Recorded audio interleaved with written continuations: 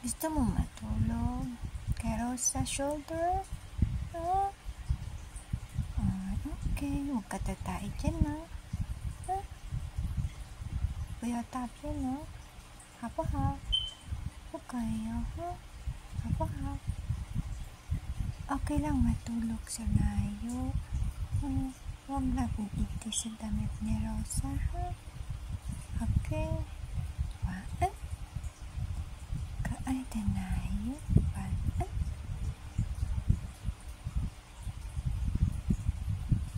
Dito daw siya matulog, guys. Kasi komportable siya. Ayan. Papikit-pikit na siya ng kanyang mata. Masarap dito kasi may electric fan.